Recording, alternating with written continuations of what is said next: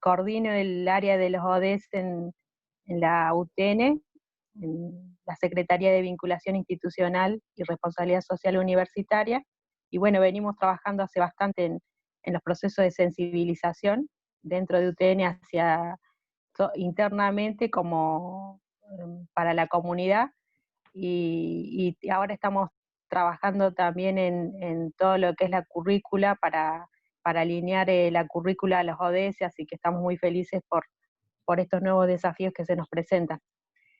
Y bueno, es un placer que se haya conformado también el foro, que fue una iniciativa que la lanzamos ya hace un año, y ya creo 2 años, ya estamos ya a mediados de año de 2020, y que vayamos tejiendo redes de contacto para potenciar el tema de la acción de la acción concreta de las metas que tenemos en los objetivos de desarrollo sostenible. Así que bueno, le doy la palabra a José para que comience a moderar este ODS, que es consumo y producción responsable. Bueno, muchas gracias, Elga, gracias a todos. Mi nombre es José Brisi, vengo formando parte del foro desde marzo de este año. Soy abogado, pero participo en el foro en mi calidad de miembro, socio fundador del CEF, que es el Sistema Económico Fraterno. Muy resumidamente, el CEF es una propuesta integral que a través de varias herramientas tiene por fin principal lograr construir una economía a escala humana, y una economía que nos sirva para lo que nosotros entendemos que es el fin de la economía, que es sostenernos mutuamente. En ese sentido y con ese fin, hoy estamos trayendo una de las primeras herramientas de lo que podemos ofrecer al mundo, que es un espacio virtual a través de los cuales nos encontremos, pero como prosumidores, como consumidores, proveedores, para que el intercambio de bienes y servicios se realice sobre la base del consumo consciente, del consumo responsable, del consumo intracomunitario, pero a la par de todo eso, también generar una herramienta para dar ingresos genuinos y transferir recursos a partir de nuestras intervenciones en la economía, a partir de nuestras intervenciones en el CEF, transferir recursos a entidades de bien común, a comunidades, a fundaciones, a escuelas, a clubes, es decir, a todo aquello que en el ámbito social, cultural, espiritual nos aglutina como personas. Bueno, en torno a que a partir de la producción y el consumo es donde nosotros queremos generar los cambios, asumí el lindo compromiso de armar una presentación relativa al ODS 12, que sabemos que tiene como norte llegar a una producción y un consumo responsable de acá al 2030, en el marco de los ODS. A la hora de organizar la presentación, decidimos y pensamos útil dos cosas. Por un lado, no vamos a hacer una descripción del estado de situación del ODS en Argentina o en la provincia.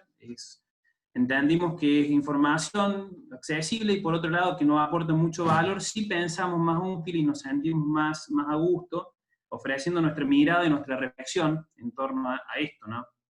Quizás haciendo doble clic en esa cualidad de la responsabilidad que tenemos que tener como eje para el producir y para el consumir.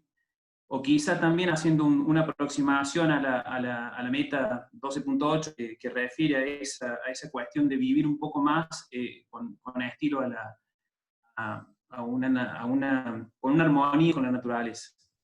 Pero, entonces, en definitiva, va a ser una propuesta de exposición más reflexiva. Y otra cosa que nos dimos el gusto, y les anticipo a quienes no lo sepan, invitamos a una propuesta que existe en el mundo y que desde su actividad contribuye a la consecución de este y de otros ODS, me refiero a Banca Ética, a partir de Nicolás Costa.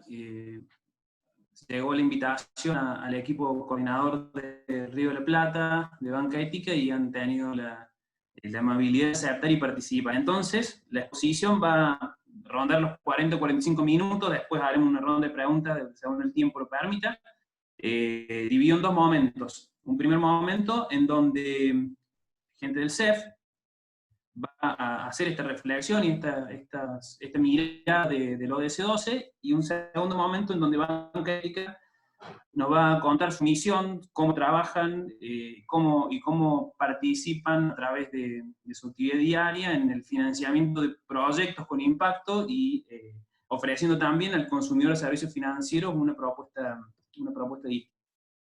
Así que para ahorrar tiempo, le voy a dar la palabra a Ricardo Sebasco, que es ingeniero con especialidad en materia ambiental, es cofundador del CEF, es consultor ambiental, cofundador de las dos escuelas Waldorf que existen en la ciudad de Córdoba, y seguidamente, sin solución de continuidad, va a tomar la palabra Patricio Marco, que es otro de los cofundadores del CEF, es empresario local, que entre otras cosas fue el que trajo el primer local físico de venta de movilidad de vehículos, de movilidad urbana sostenible bajo la marca Cellfox.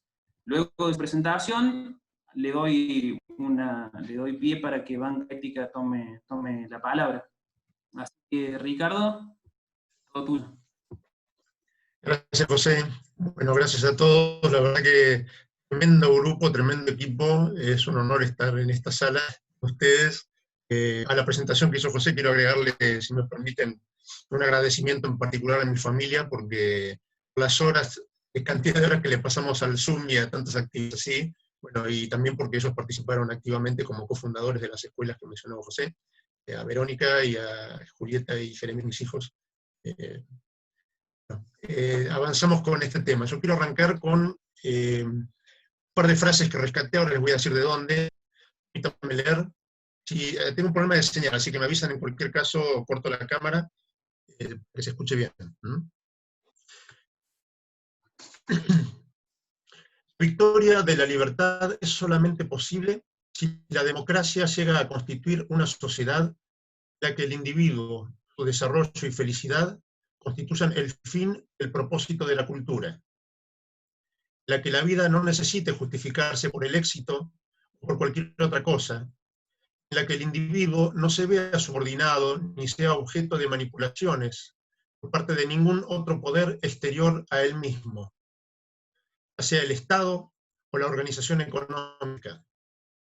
Una sociedad, por fin, en la que la conciencia y los ideales del hombre no resulten de la absorción en el yo de demandas exteriores, ajenas, sino que sean realmente suyos, expresen propósitos resultantes de la peculiaridad de su yo.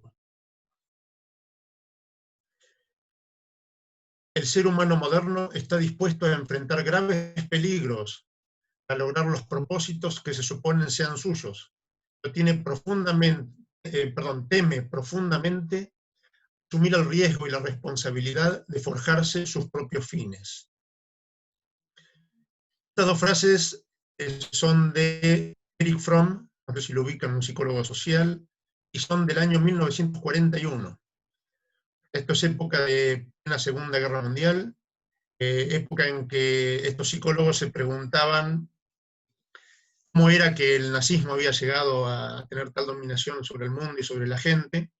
Hablaban de este proceso, este hombre habla de este proceso de individuación histórica que va viviendo el ser humano desde la antigüedad, desde la época en que el ser humano se sentía perteneciente a una polis como en Grecia y el destierro era el peor castigo que podía tener una persona porque era mejor la muerte que eso, ese era el sentido de pertenencia, ¿no?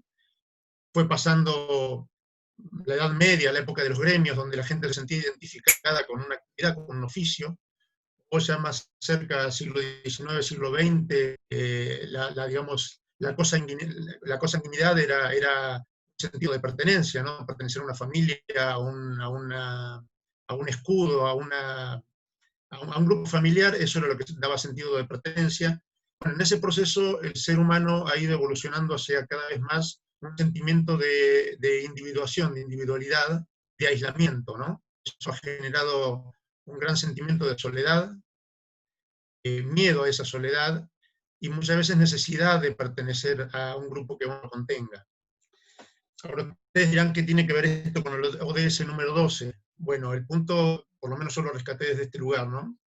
es que el ODS número 12 habla de responsabilidad del consumidor o del proveedor y consumidor, y proveedores y consumidores somos todos nosotros, cada uno como individuo.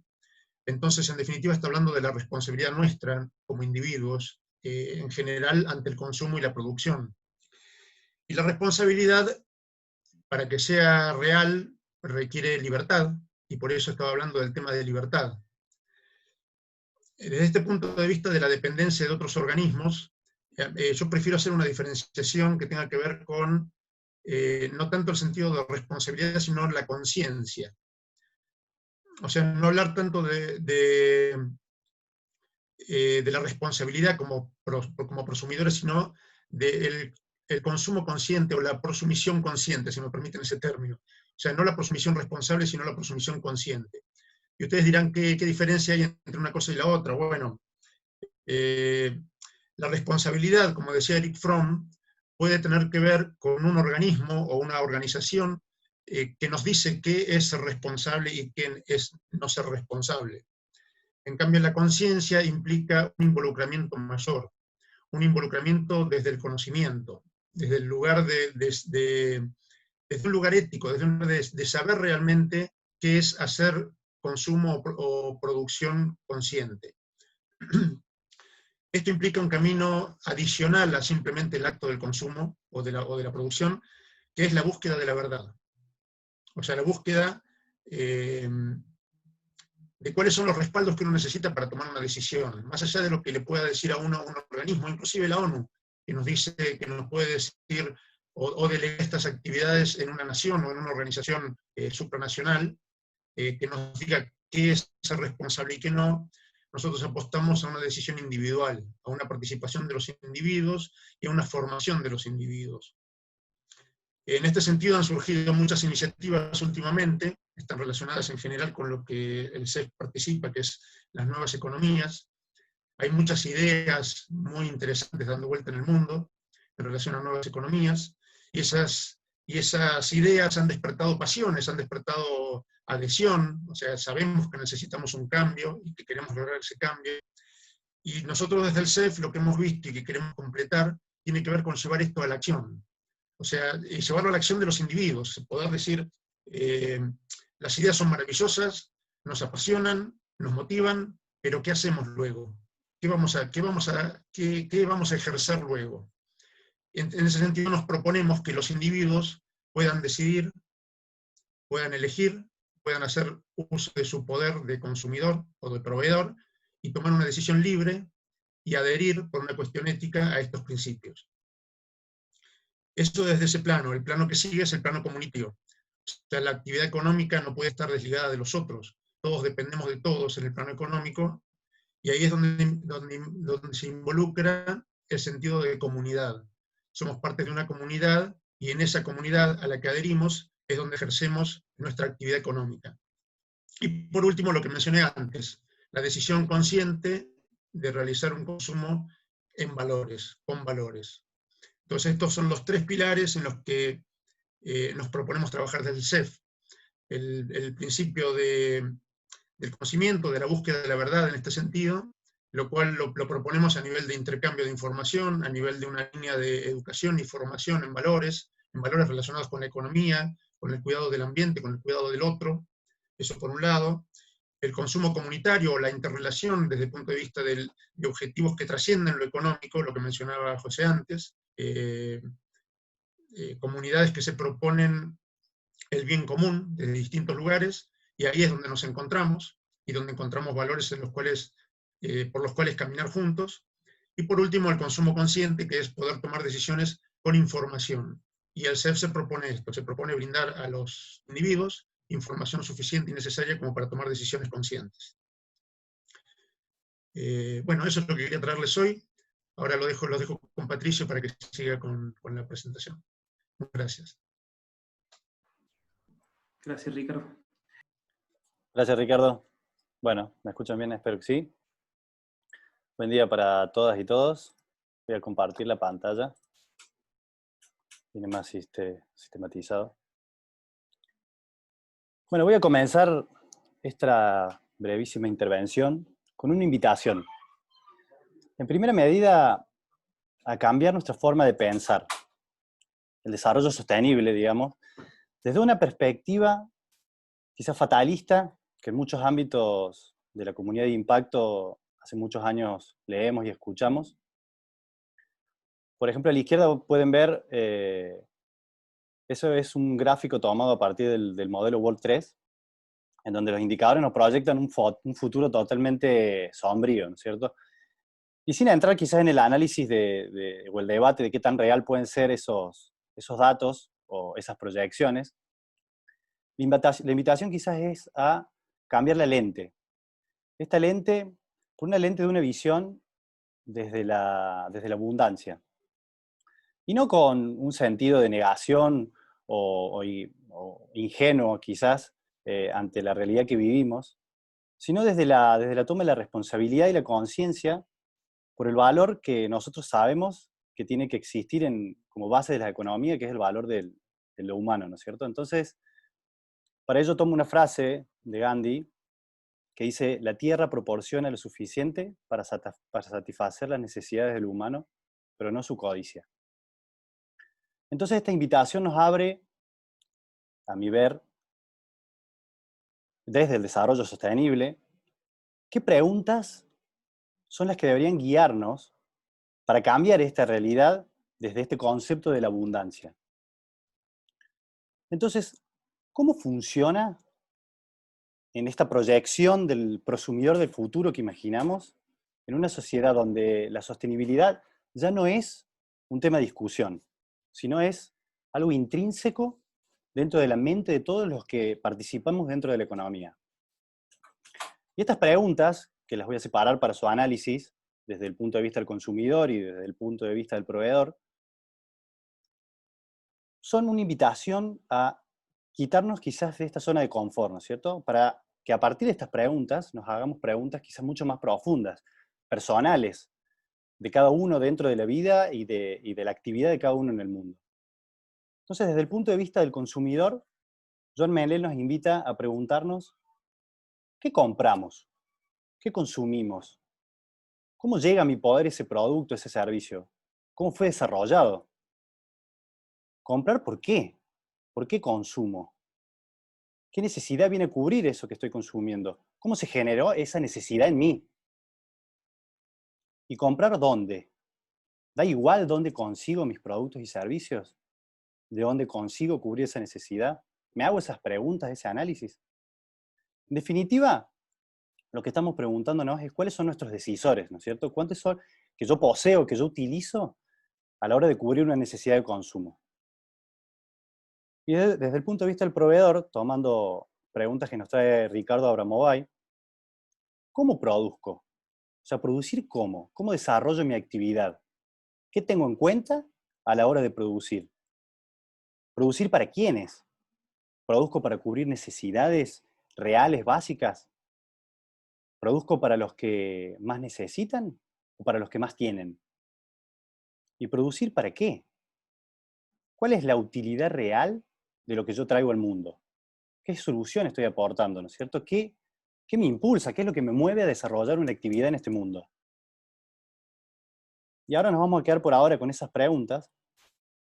Voy a hacer un muy breve repaso por dos visiones que me gustaría contarles que tiene que ver con esto de las nuevas economías. Uno es el desarrollo de la tercera revolución industrial. Algunos toman como que hay una cuarta revolución industrial o industria 4.0. Yo me voy a quedar con esta tercera revolución industrial que trae Jeremy Rifkin, que lo puede analizar desde otras ópticas. Pero esta tercera revolución industrial aparece a partir de una paradoja muy incipiente, que en su tramo incipiente parte a partir de este interés del capitalismo tradicional de reducir el costo marginal a cero. Sin entrar en muchos detalles, sabemos que el costo marginal es el costo de producir una unidad adicional de un bien o servicio, luego de haber cubierto el costo fijo para producir ese bien o servicio. Y esto era para lograr, por supuesto, desde la economía tradicional, un menor costo, ser más competitivo, poder exponenciar mis volúmenes en el mercado y así ganar y competir mejor, ¿no es cierto? Pero esta paradoja se da como tal porque la tecnología de Internet, en un principio solamente en los flujos de información, llevaron estos costos marginales en muchísimas aplicaciones directamente a cero. Y esto que en principio sería la panacea del capitalismo tradicional, se convierte hoy en su mayor verdugo. Y al principio se pensaba que esto se iba a dar solamente desde el ámbito de lo virtual, ¿no es cierto? De la información, con la aparición del famoso Internet de las Cosas, IoT, Internet of Things. Esta paradoja hoy se nos hace evidente en el plano de lo físico. Y según Rifkin, se basa en 3 pilares fundamentales. El Internet clásico, avanzado hoy por las tecnologías, el Big Data al alcance de todo el mundo, el Internet de la energía, estos sistemas interconectados, esto es muy incipiente, sistemas inteligentes interconectados, y el Internet de la logística, que nosotros hoy la podemos vivenciar mucho en los e-commerce a nivel mundial, pero también está muy embebido ya en la industria manufacturera. No voy a entrar en mucho más detalle, pero sí los invito a escuchar a Jeremy Rifkin hablar sobre esto porque es muy interesante. Pero lo principal que nos trae esta interconexión total es la capacidad de poder generar prosumidores de una manera masiva y simple. O sea, tenemos toda la información, tenemos la energía, tenemos la logística a nuestro alcance para el desarrollo de actividades en todos los planos y para cubrir todas nuestras necesidades reales elementales, digamos. Entonces, voy a hablar un poco más del tema, pero antes les cuento sobre la segunda visión que quería compartir con ustedes, que es el de la economía circular, la cual nos invita a cambiar este paradigma de cómo pensamos el flujo en el desarrollo de un proceso productivo de bienes y de servicios. ¿Y qué es lo principal que nos trae la economía circular? Bueno, es el cambio de este sistema lineal en el cual mi foco como productor es simplemente el de obtener los recursos necesarios para producir, comercializar, rentabilizar en definitiva, y ahí terminó, digamos, el proceso de pensamiento de desarrollo de mi negocio. Para pasar, en cambio, a un modelo circular, en donde cada aspecto de mi emprendimiento ha sido pensado, ha sido analizado, optimizado, conectado, y por sobre todas las cosas ha pasado por un proceso de conciencia en este aprovechamiento de los recursos. Particularmente a mí el que más me interesa es este no sé si se ve mi cursor, es este del diseño o del rediseño. Porque por supuesto que es importante, por supuesto esto de las 3 R's, ¿cierto? La reparación, la reutilización y el reciclaje, pero es clave trabajar sobre el diseño porque hace que yo me meta en el corazón de mi negocio y que lo repiense constantemente en base a esta economía circular y esta cultura de mejora continua en el aprovechamiento de los recursos. Como dato adicional, podría nombrar algunas oportunidades de negocio. Esta placa ahí va a pasar, me olvidé sacarla. Pero bueno, trae un poco de las oportunidades de inversión a nivel mundial en donde se puede enfocar la economía circular. Pero sí quería contarles, por ejemplo, trayendo esto un poco más a lo local, a lo que es el empresario argentino, la pyme argentina. Vamos a ver después de esto cuántas pymes quedan del millón que teníamos. Pero lo que quería mostrarles es que el empresario argentino, el que lleva adelante pymes, tiene numerosos problemas en su cabeza a la hora de desarrollar en un mercado el cual cambia constantemente, en el cual la estabilidad no está asegurada en el corto, ni el mediano, ni el largo plazo. Y entonces, preguntándole, estos son estadísticas de Price, del año pasado, de la 2019 no lo tenía, pero que nos muestran, yo me quería enfocar en esto de acá. El empresario argentino piensa que la forma de afrontar los nuevos desafíos es desarrollar nuevos negocios. Esto, por supuesto, representa una oportunidad muy grande para las nuevas tecnologías y principalmente para la economía circular. Entonces, tenemos la tecnología avanzada, tenemos el Internet de las cosas, tenemos todo interconectado, prácticamente gratis, a un costo marginal cero, toda la información al alcance de la mano, tenemos la economía circular que es eficiente, que es rentable, que cuida de nuestro planeta. Tenemos todo, ¿no? Estamos salvados. Y a simple vista parecería que sí. Pero muchos piensan de manera optimista que es cuestión de tiempo y que es inevitable. Pero entonces aparecen cosas como esta. Tenemos el caso de Rappi, ¿sí?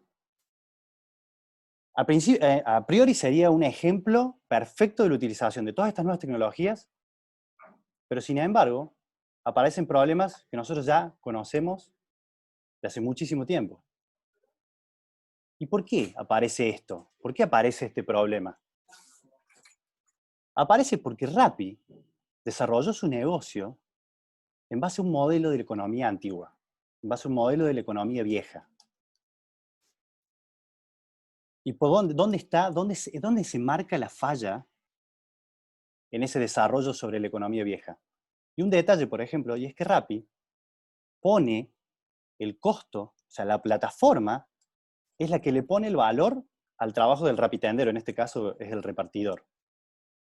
¿Cómo hace para desarrollar el costo, cuánto vale el valor de ese repartidor, del trabajo que él realiza? ¿Cómo le pone el valor? ¿Cómo hace para determinar que todos son iguales? ¿Solamente utiliza el criterio de la igualdad? Y en contrapartida, para mostrar otro ejemplo, en este sentido, tenemos Trango. Trango App es una aplicación de acá de Córdoba, son cordobeses, desarrollaron una aplicación que tiende a resolver de manera muy similar lo mismo que Rappi, o muy parecido. Pero el desarrollo de esa aplicación está montado sobre valores de economía colaborativa.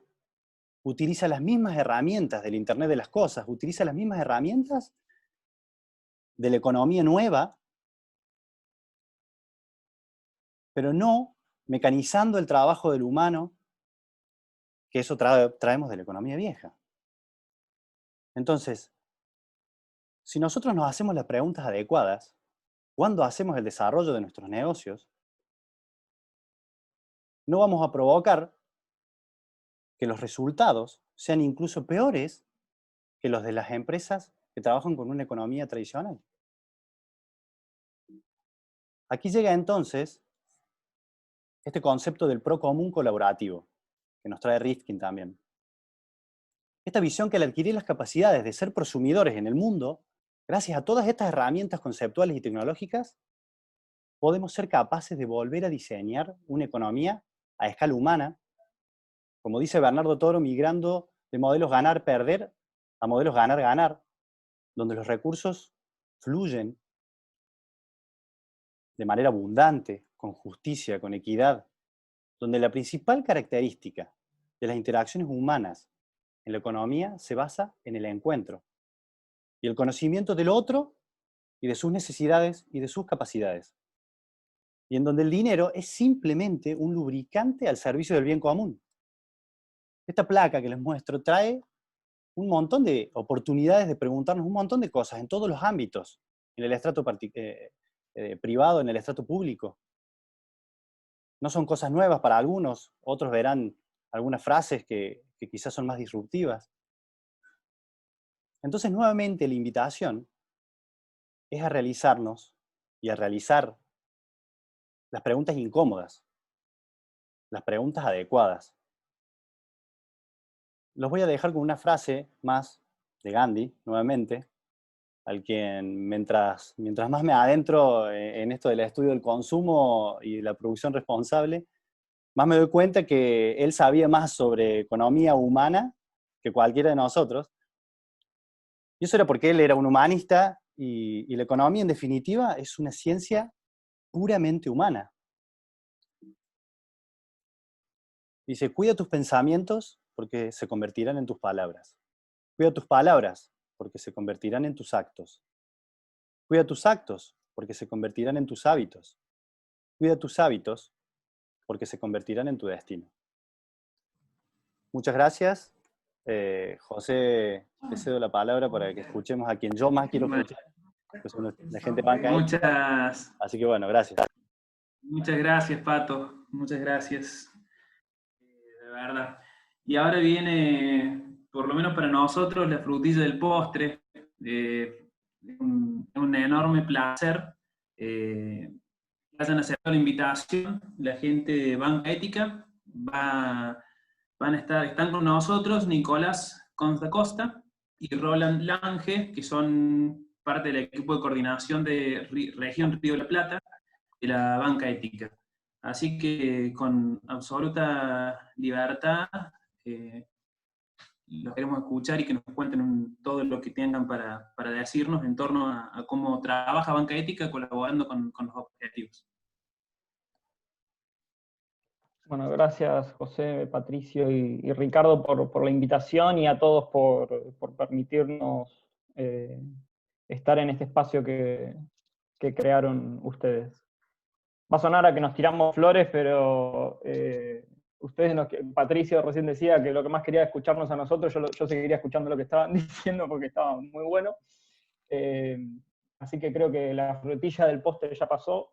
A lo sumo le pondremos un poco de crema para poder hacer que sea un poco más sabroso.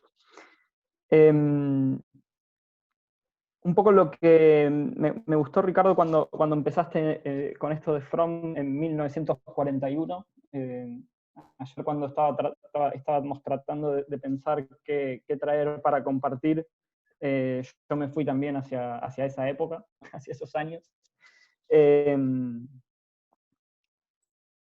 Y lo que quería contarles, empezar compartiéndoles, es algo que no está tan atrás en un principio, pero voy a ir hasta ahí.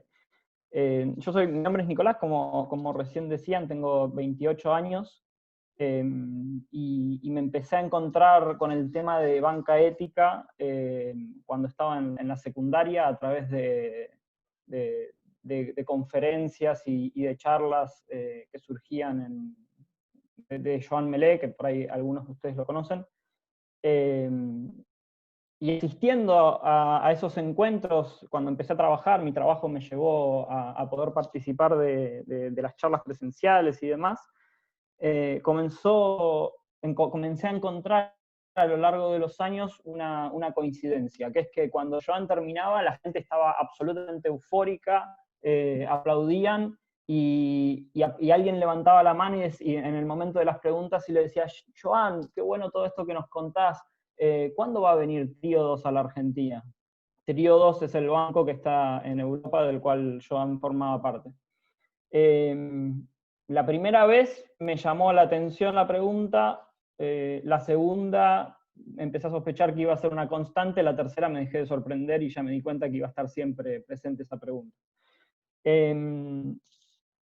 Hasta que hace unos 3 años, a fines del 2016, nos invitaron a un grupo de organizaciones, entre las cuales yo trabajaba en una de ellas, a una reunión en donde nos encontramos con Joan, pero también acompañado de un grupo de personas que venía de Chile en ese momento, que estaban contando no solamente lo que Joan ya siempre contaba sobre la banca ética, sino también contando lo que ellos habían empezado a hacer, acompañados por Joan, en Chile. Yo ahí, para mí fue como un gozo total. Dije, al fin, alguien entendió que había que tomar la posta, digamos. Que no se trataba simplemente de seguir regocijándose en las palabras que Joan decía y las ideas que despertaba, sino que se trataba de llevarlo a la acción. Por suerte, a ese encuentro habíamos asistido con la intención, tanto yo como el compañero que me había acompañado, de no dejar que nadie se vaya de la sala a la que habíamos sido invitados, sin decir si estaban para hacer esto acá en Argentina o si estaban para no hacerlo. Es decir, si no estaban para hacerlo, era porque no estaban para hacerlo.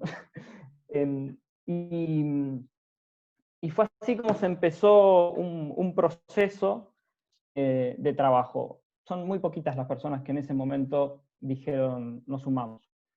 Y acá es donde me voy para atrás, porque ayer estaba pensando en los derechos humanos. En 1948, cuando se hace la Declaración de los Derechos Humanos, en 1982, cuando aparece la Carta Mundial de la Naturaleza, en el 89 con los derechos del niño, y en el 2015 con la de ODS como objetivos. Y ahí se me reafirma la realidad de que nosotros estamos en un proceso como conjunto humano, en un diálogo que ya lleva muchísimos años. Inclusive muchos de los problemas que hoy estamos tratando de tratar a través de estos ODS y de los objetivos planteados son la consecuencia, si se quiere, y acá voy a ser un poco más fatalista por ahí, de la ineficiencia con la que hemos abordado declaraciones anteriores, ¿sí? Es decir, la humanidad ya tiene conciencia en términos generales de los problemas que hemos estado generando, ¿sí? Cuando llegamos a una instancia de hacer una declaración, probablemente es porque nos estamos encontrando con las consecuencias de nuestros pasos, son nuestras huellas, ¿sí?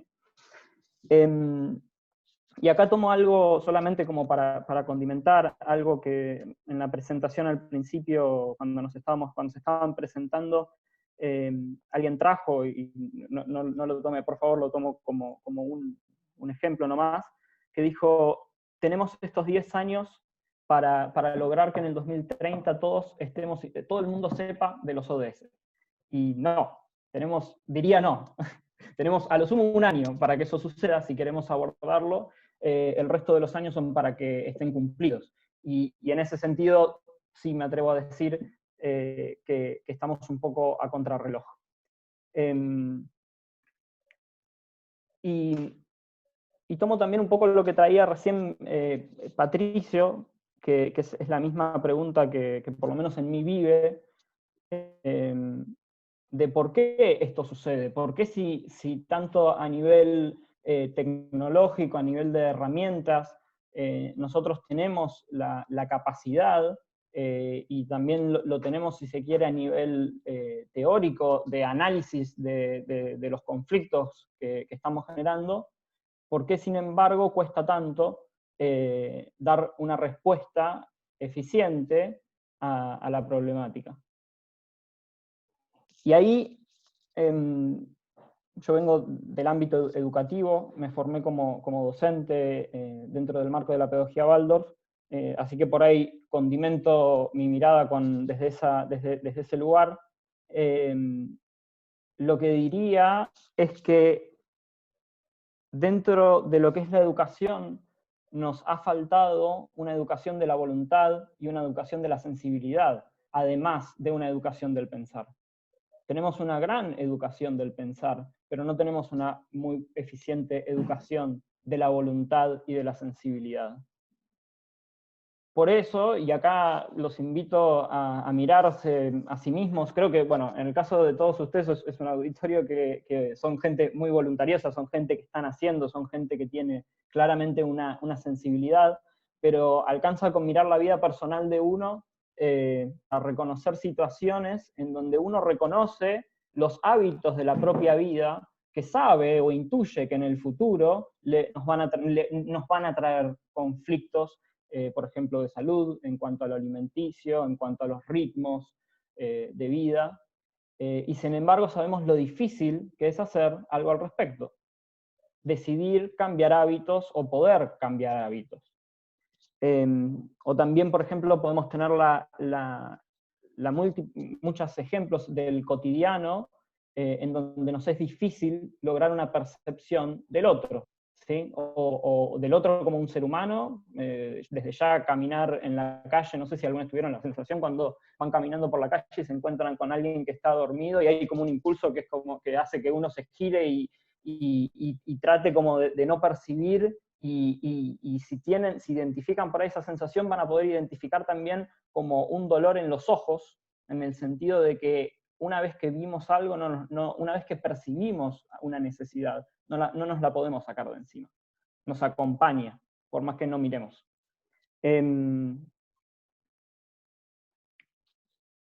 Y en este sentido, de la educación de la voluntad y de la educación de la sensibilidad, de la capacidad de una construcción a través de el percibir el mundo, ¿sí? El mundo no a nivel teórico y de desarmarlo y poder diagramarlo, sino en el sentido de percibirlo como se nos presenta, ¿sí? Y ahí hay una cosa que es que la vida se nos presenta como un verbo, ¿sí? La vida se expresa como un verbo, se expresa como algo en movimiento, y nosotros tenemos la fuerte tendencia de buscar comprenderla como un sustantivo. ¿Sí? Buscamos el tratar de dejarla quieta y de que no se mueva para poder nosotros llegar a elaborar una teoría. Pero cuando esa teoría se realiza y ya más o menos hemos logrado algo, el mundo cambió. Y cuando surgen impulsos en el ser humano a nivel social, esto es algo que hay que aprovecharlo. Porque si en el 2030 nos damos cuenta que todos conocen los ODS, pero que no hemos logrado cumplirlos, el sentimiento que puede surgir no me viene la palabra, de defraudamiento, de desmotivación, nos puede llevar a tener que esperar hasta los fines de los 40 para lograr unos nuevos ODS. ¿Sí? Y así es como el tiempo va pasando. Y acá me quiero meter, voy a compartir pantalla, no sé cuánto tiempo tomé, pero voy a compartir pantalla para mostrarles una pequeña presentación que tenemos armada.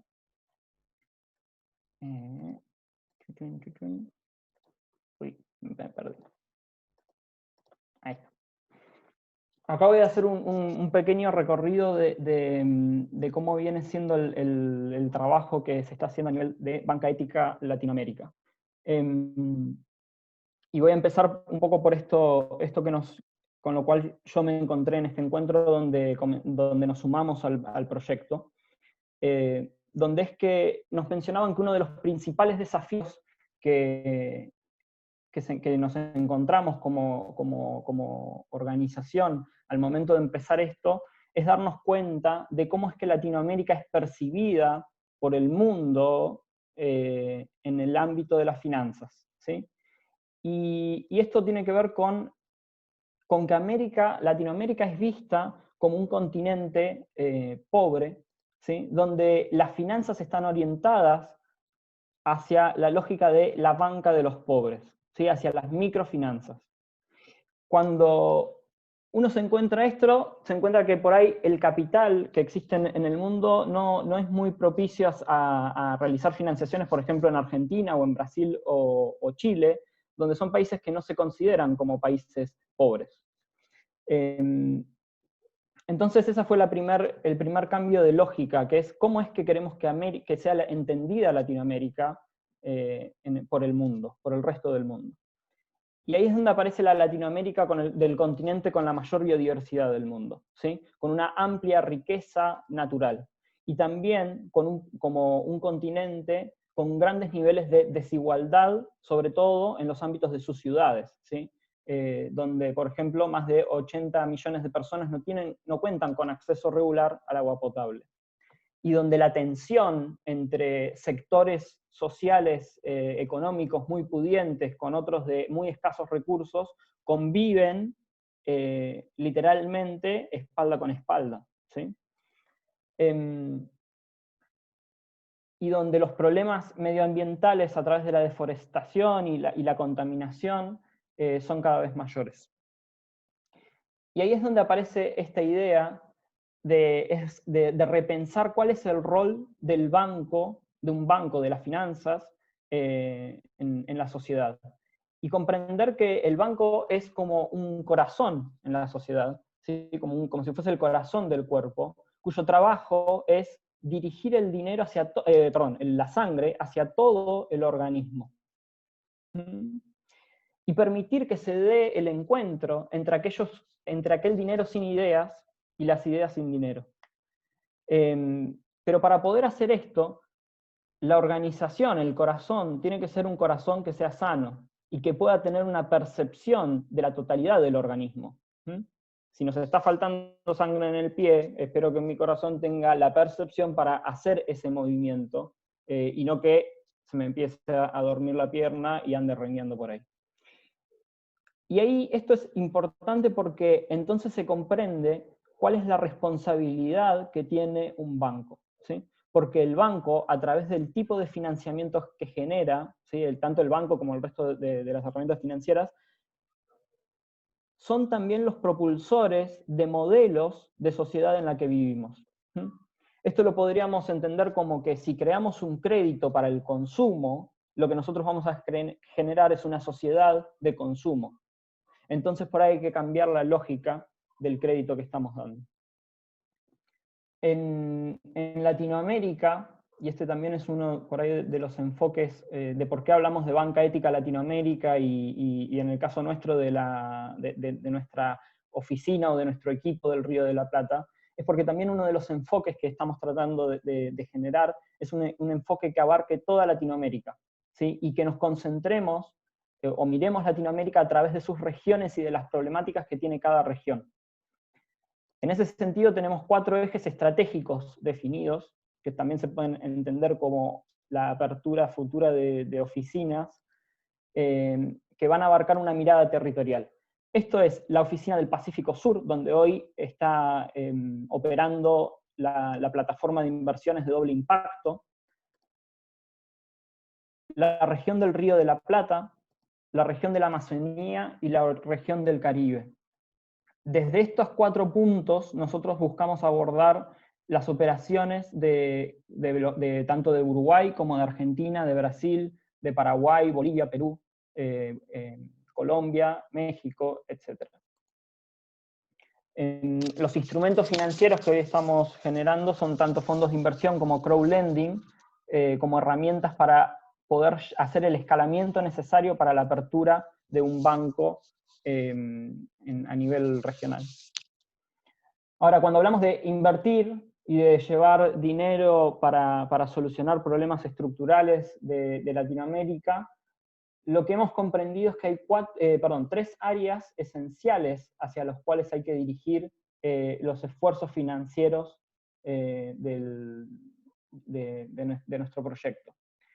Y eso es la cultura, ¿sí? El ayudar a desarrollar la cultura y la educación, el desarrollo social e inclusivo, y la naturaleza, medio ambiente y producción sustentable. Esto es lo que nosotros llamamos los desafíos estructurales de la sociedad latinoamericana, que tienen a su vez 3 sectores cada uno, ¿sí? Y a su vez esto después se divide en más de 150 subsectores, que básicamente es como nosotros clasificamos cada uno de los proyectos que viene a solicitar los préstamos. El proceso que hemos estado realizando en las distintas regiones se compone de estos 4 pasos, ¿sí? En donde lo primero es el trabajo y la conformación de un grupo humano en torno a una identidad. Y esto tiene que ver por ahí con lo que traía Patricio, porque no se trata solamente de generar herramientas financieras y de ponerlas en movimiento, porque eso se podría hacer y seguramente nos iría bien, sino que se trata de tener en claro qué es lo que se está buscando desarrollar. Y en ese sentido, esto les comparto una experiencia que hemos tenido a nivel local con el grupo humano que se ha conformado. En un principio lo que vale es tener la voluntad para generar una transformación. No vale tanto o se diluye el tener las mejores ideas o ser el que más capacitado está, porque si eso no lo podemos volcar a la acción y comprometernos con un propósito, probablemente el proyecto termina diluyéndose. Después hemos hecho un trabajo de prefactibilidad, donde nos acercamos a estos sectores que en donde buscamos financiar para comprender cuáles son sus necesidades, ¿sí? No es lo mismo financiar una escuela que financiar a una producción agroecológica, los tiempos, las necesidades e inclusive el lenguaje y las dificultades que tengan, y la lógica de negocio, si se quiere, son distintas. Entonces, no podemos reemplazar ese encuentro y esa comprensión por un sistema que nos haga un scoring automático. ¿Sí? Ahí es necesario generar un diálogo. No podemos reemplazar ese trabajo de encontrarse con un otro. De poder tener esa prefactibilidad, tener una noción más clara de cuál es el desafío regional que se está enfrentando, lo que se procede es iniciar el prototipo de financiamiento a través de estas herramientas financieras como crowdlending o los fideicomisos, para lograr un escalamiento hacia la futura bancarización. Hoy nosotros partimos en la oficina del Río de la Plata con la experiencia de la oficina del Pacífico Sur, donde ya se llevan gestionados más de 20 millones de dólares en préstamos distribuidos en las distintas áreas que acá se muestran, los distintos desafíos. Esto es un recorte también de septiembre del 2019, en donde el análisis de los 12 millones que se llevaban prestados también están vinculados con cada uno de los ODS que se abarcaron. Perdón, vuelvo atrás un segundo. Y acá lo que les voy a contar un poco, porque acá es donde aparecen por ahí los ODS, contarles un poco cómo es el proceso a través del cual nosotros hacemos la evaluación de los proyectos. Voy a quitar un segundo la presentación. Deme un segundo.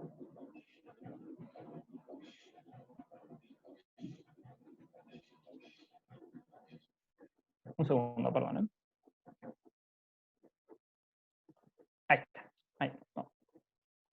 Porque tenía mal una lámina, perdón. Esta es. Ahí está. Cuando un proyecto se acerca para solicitar un financiamiento, nosotros lo que hacemos es la evaluación integral de riesgo. La evaluación integral de riesgo es a través de lo cual nosotros definimos y hacemos este trabajo de concientizarnos de lo que implica financiar el proyecto que se acercó. Y en el fondo hacernos la pregunta de si podemos hacernos responsables, ¿sí?, del impacto que ese proyecto está generando. Entonces lo que estudiamos son los antecedentes, comprender cómo es que se originó esa empresa, esa organización, cuál es la identidad que está detrás, ¿sí? Comprender por qué un grupo de seres humanos se reunió para llevar adelante esta idea. Y a través de eso comprender cuál es el impacto que genera en la cultura, cuál es el impacto que genera en la comunidad y cuál es el impacto que genera en la naturaleza. Porque cuando estamos financiando, nosotros estamos financiando esas tres cosas. Todo proyecto que viene genera un impacto cultural, un impacto social y un impacto ambiental. Entonces, lo que nosotros queremos financiar es la relación del ser humano con la cultura, la relación del ser humano con otros seres humanos y la relación del ser humano con la naturaleza. Y después también miramos el riesgo que tiene el proyecto a nivel financiero, a nivel también de garantías que pueda presentar, y el flujo de fondos para la devolución. Ahora, la pregunta sería, ¿cómo hace un equipo de banqueros para tener idea de cuál es el impacto que genera en la cultura un proyecto o el impacto social y ambiental? Bueno, es un trabajo autoeducativo, pero sobre todo es un trabajo interdisciplinario, ¿sí? Cuando nosotros hablamos de banca ética, no estamos hablando de un grupo de banqueros, estamos hablando de un grupo de docentes, estamos hablando de un grupo de personas que trabajan o que tienen recorridos en el ámbito de la producción sustentable, y que trabajan en el ámbito de la inclusión social y el desarrollo social. Y además, equipos que tienen el conocimiento técnico en torno al tema de finanzas. Entonces, cuando un proyecto viene, es evaluado desde esa óptica, desde esas miradas, ¿sí? Por eso podemos encontrar lenguajes en común para poder, esto por ejemplo, no sé, en el ámbito educativo, es un ámbito donde gran parte de los docentes, y pensamos sobre todo en educación de la infancia, está bastante alejado del tema financiero, e inclusive a muchos les puede generar como cierto rechazo. Entonces hay que encontrar las formas de diálogo para poder fomentar la financiación de ciertos proyectos.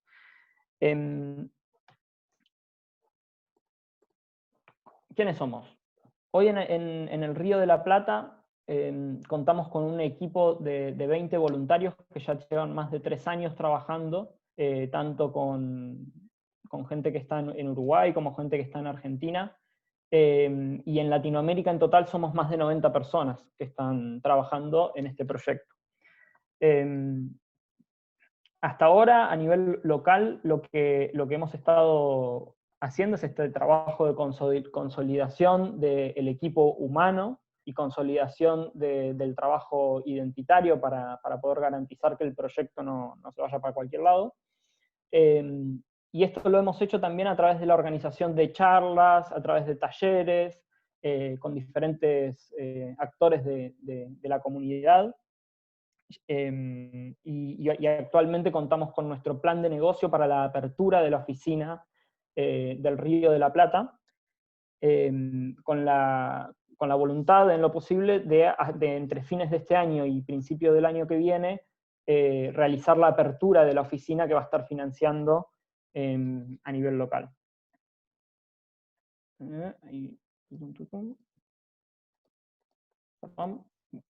Bien.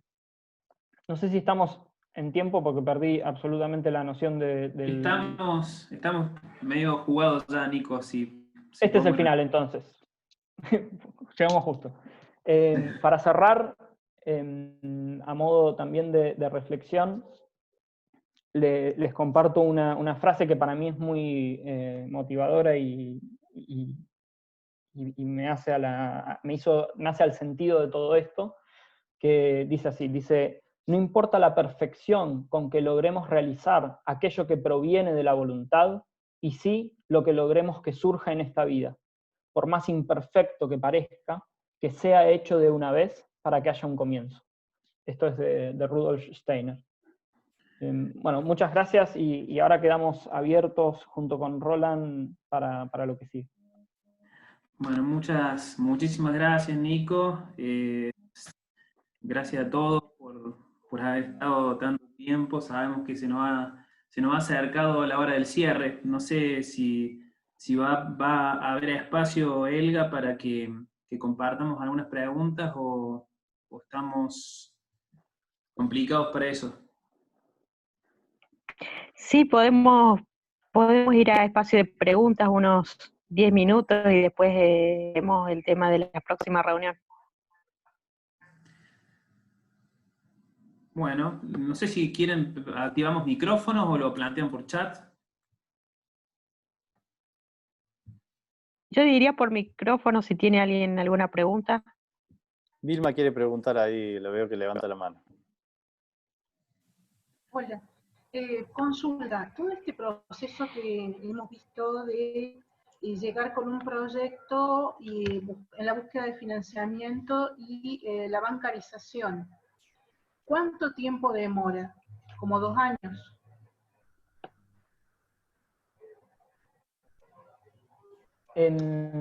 La cosa es el proyecto, les cuento un poco.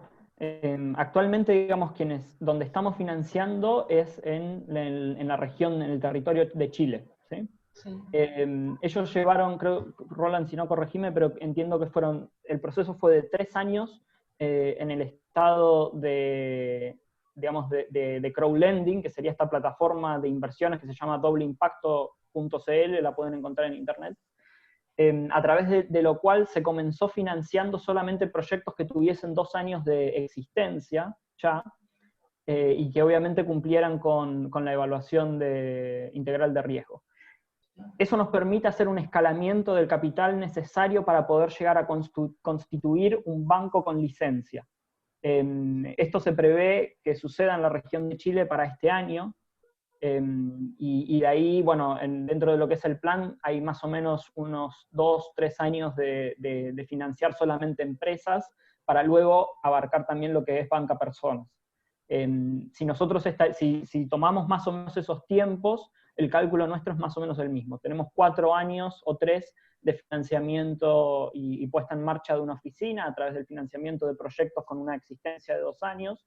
Eso tiene que ver simplemente con una cuestión de poder reducir el riesgo de las inversiones, hasta poder plantearnos la creación de un banco o los próximos pasos. Verónica. Completando la pregunta, ustedes en eso que hacen la evaluación de riesgo, tienen en cuenta que como este tipo de proyectos van vinculados a acciones de impacto en el medio ambiente, uno tiene que presentar documentación, por ejemplo, como habilitaciones de la Secretaría de Ambiente, firma de ministros y ese tipo de cosas, porque justamente si ya tenés un proyecto que está inserto y vos querés que tenga esta vuelta, ¿no es cierto?, del impacto comunitario, no sé si ustedes, o sea, yo sé que a lo mejor vos sos argentino, pero vos te das cuenta que a nosotros esto de la periodicidad y los cambios de gestiones de gobierno y de miradas hacen que nos pueda cambiar, pero terriblemente. O sea, si ustedes pudieran acortar sus tiempos, habría quizás muchas más postulaciones que llegaran a éxito, porque uno en 2 años, 3 años en Argentina, te puedo decir, no sabemos dónde estamos. Estamos en Argentina igual, yo soy no por las dudas, en Buenos Aires. Sí, no por las dudas, porque aparte hay otra cosa que vos tenés que saber, cada provincia tiene una reglamentación distinta en cuanto a lo que es ordenamiento territorial y a las actividades permitidas. Entonces como que eso, al no tener una ley, digamos, de cambio climático y esas cuestiones, es como que también cada gobernador maneja para adentro como quiere las aplicaciones, ¿no? Eso sí, tenés que saber. Creo que generó una confusión al entender la pregunta, porque una cosa es la evaluación de los proyectos que vienen a solicitar un financiamiento, y otro es el proceso que nosotros estamos haciendo para la construcción de un banco, digamos. Claro. Ahí, Roland, si queremos, pues... Déjame aclarar este punto. Nico se estaba refiriendo más al proceso para generar el banco como tal, que es lo que está diciendo que dura 2 o 3 años. Bien. Una vez que esto está funcionando, de hecho la forma en que funciona hoy en Chile, una vez que un proyecto se acerca a él y hace el pedido de financiamiento, todo el estudio del impacto y del riesgo que esto lleva, no debe llevar más de 2 o 3 semanas, 1 mes como máximo. Después de ahí ya obtener su financiamiento. No sé si esto responde a tu pregunta. O sea que una vez que el sistema esté funcionando, la idea es que un proyecto se evalúe en un plazo máximo entre 2 y 3 semanas. Y de ahí obtenga su financiamiento. Y a tu pregunta, sí, para evaluar el impacto se necesitan todos los documentos necesarios. Eso, por un lado se requiere la documentación y por otro lado se hace una evaluación en campo, ¿no? Son reuniones que se hacen junto con los especialistas para dialogar sobre lo que está sucediendo en la empresa y evaluar realmente si todo lo que ellos presentan como papeles también se cumple en la realidad. Esa es la mayor limitación que yo veía de este tipo de financiamientos para proyectos que uno sabe que son de desarrollo local.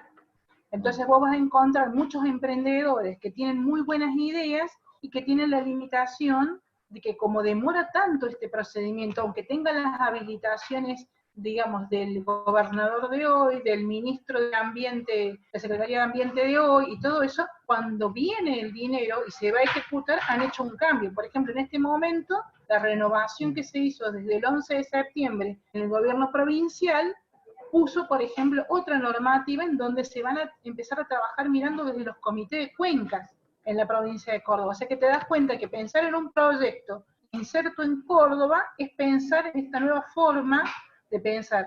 Si bien la Secretaría de Ambiente tiene una apertura inmediata, o sea, vos entrás y solicitamos un turno hoy, la semana que viene estás en reunión con el secretario de Ambiente, o sea, y estás pidiendo y procesando tu expediente. Pero vos te das cuenta que yo lo miro a largo plazo. Entonces digo, a lo mejor me cae ya en gestión de otro gobernador y de otro secretario y ya es como que perdí la dimensión. ¿Sí? Ah, ¿Es eso? claro, Para Sí, que sí. para que esto funcione tiene que ser muy ágil, y esa es la idea, que sea lo más ágil posible. Verónica tiene la mano levantada hace rato, no sé si quiere habilitar el micrófono. Se cansó de levantar la mano. Acá estoy, disculpen. Bueno, antes que nada quiero felicitar a los ponentes, excelente la charla, a los organizadores y demás. Son cosas que esto hace que vayamos aprendiendo un poco de todo y si tenemos algún proyecto, dirigirnos a quien corresponde. Mi consulta es, una vez que hacen la evaluación del riesgo, del proyecto, le otorgan el dinero, si mal no entendí, ¿quién hace los controles? Que ese dinero realmente sea utilizado para el proyecto para el cual fue solicitado y no haya desviaciones. Por ejemplo, pido 1.000.000 pesos, por decir un número, y resulta que mi proyecto vale 500.000 y ese otro dinero va por otro lado. Bien. No sé si se entendió Si la te parece, Nico, pregunta, la contesto. consulta. Sí, te contesto también yo. Esto es el mismo equipo, o sea, hay un equipo dentro del banco que se dedica a la evaluación, a hacer la evaluación del impacto y del riesgo. Ese mismo equipo después hace el seguimiento de los proyectos. En general hay un seguimiento básico, mínimo, donde como vos decís, se verifica que la plata realmente haya sido utilizada para el fin para el que fue requerido. No hay un seguimiento súper detallado, ni después una medición del impacto, que es otra pregunta que muchas veces surge. Bueno, pero cuando dicen que el impacto va a tener es tal y cual impacto, después, a los 3, 4, 5 años, ¿se verifica si realmente ese fue el impacto? La respuesta es, se hace un cierto seguimiento, pero no es súper detallado. Acá donde más seguimiento se hace, y así es como está funcionando hoy en Chile, muchas veces estas empresas, cuando les va bien con este sistema, vuelven y piden un nuevo financiamiento para un nuevo proyecto, para ampliar su capacidad, para crecer, para lo que sea. Ahí en ese momento es donde sí se hace un análisis detallado del uso que tuvo el primer financiamiento que se le dio. O sea que la respuesta concreta es, hay un seguimiento, es básico, no es súper detallado, pero sí hay un seguimiento de cómo se usaron esos fondos, si fue para lo que se solicitó o no. Si se detecta que fue utilizado en otra cosa, claramente no se le vuelve a refinanciar o a dar un segundo préstamo. Sí. Y ahí agrego una cosita que tiene que ver con esto del trabajo previo, ¿sí? O sea, cuando hablamos de evaluar, si se quiere, la identidad del proyecto que está viniendo, en el fondo lo que estamos viendo es la veracidad de lo que se está diciendo. Y ahí podemos por lo menos dar dos ejemplos de las consecuencias de esta evaluación de riesgo, sin mencionar a los proyectos.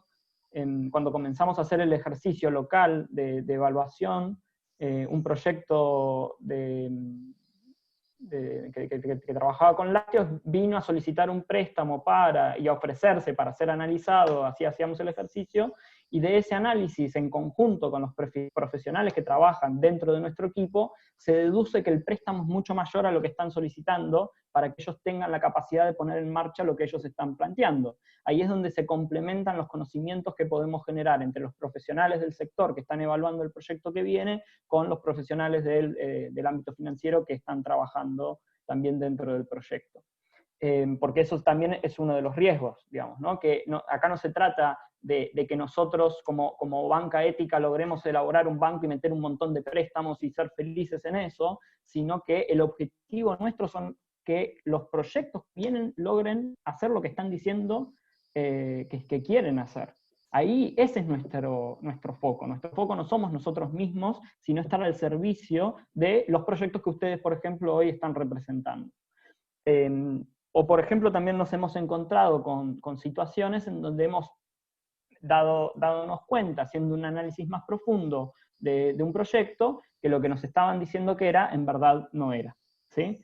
Y ahí encontrándonos, bueno, con certificaciones que no eran tan verídicas y con flujos de dinero que se terminaban dirigiendo hacia afuera del país, donde sucedían otras cosas.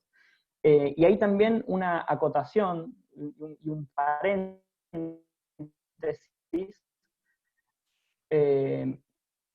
retomando esto de salimos a buscar los proyectos. Si nuestra vara está puesta en financiar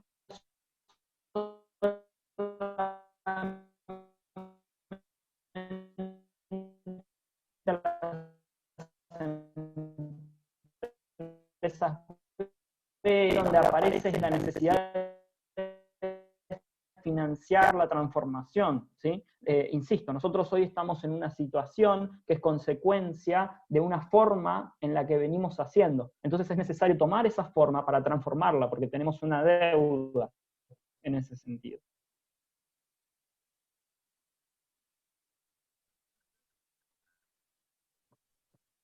Creo que ya estamos en tiempo, Daniel, de que activen los que quieran aparecer.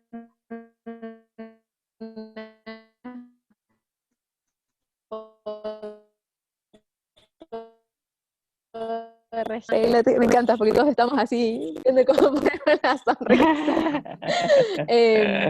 Así hacemos una linda foto que nos quede de recuerdo y hago un print de pantalla por lo menos. Así que, bueno, ¿están listos? 1, 2, 3. Sí. Momento. Cuando tú digas. A ver, ¿listos? Ay, justo me aparece, alguien escribió, me aparece el diálogo, desaparece. Bueno. Ahí se fue, ahí se fue. Ahí está. Ahí va una, y ahora una más. Estas serían las fotos de cuarentena. Sí, totalmente. Y nuestra encargada es Romina Torres, la que después las publica. ¿Va de nuevo? Listo, ¿va? Está. Listo, chicos. Después Romy ya nos dirá qué tal salieron. Bueno, muchas gracias. Previo a finalizar, yo volver a agradecerle de corazón a Nicolás Roland, que sobre la hora se me ocurrió invitarlos. De anticipo, se los dije, lo digo públicamente, así el compromiso es más fuerte. Esto es el comienzo de una relación. Tienen que estar más vinculados a Córdoba. Esto es un espacio que está y vamos a tratar de generar.